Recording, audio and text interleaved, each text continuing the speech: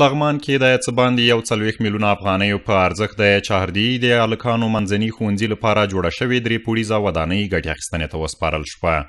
د پوهنې رئیس عبدالله حمیدي د معلوماتو له مخې چې د 40 میلیونه افغانیو په ارزښت د لغمان مرکز مهترلام اړوند چهردي د هلکانو منځني ښوونځي لپاره په 3 پوړونو کې جوړه شوې ودانۍ ګټې اخیستنې ته وسپارله.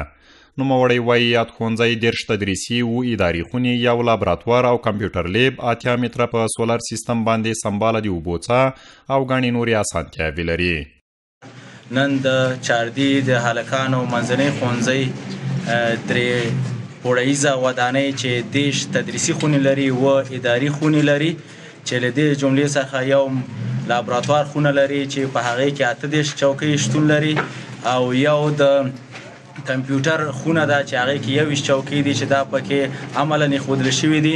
560 چوکۍ 2 نفري د زده کوونکو لپاره نورې هم شته. پکې 8 مترو په عمق باندې یو ساه لري چې سولري سیستم ورته وصل ده، اوبه د سولري سیستم په ذریعه باندې اوبه راوځي تر څو د صحي اوبو نه زده کوونکي استفاده وکړي.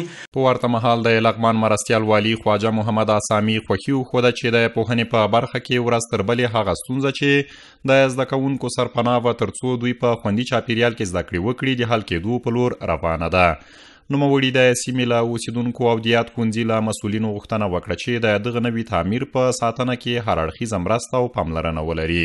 منګ او تاسې بدون له تعلیم نه افغانستان کې جنگ ته خاتمه نشو ورکولی. یو څه شی چې منګ نامرئي او نلیدونکی دښمن دی هغه جهل دی. زمونږ او تاسې که موږ او تاسې جاهل ولرو، جاهلان پاتې شو، تعلیم ونه لرو، نو هر څوک هم د خپل د وطن په ضد باندې استعمالولی شي. د چهردي د سیمې اوسیدونکو او زده کوونکو خوښي وښوده چې د دوی لپاره د ښوونځي نوې ودانۍ جوړه شوه. حالی که تعمیر جور شده که خب درس بسیار خوش هستیم از این مکتب که مکتب جور شده. پیش که اوجا بودیم یک بود، زمستان بود، یک هم همه که تعمیر رفتید خوش شدیم.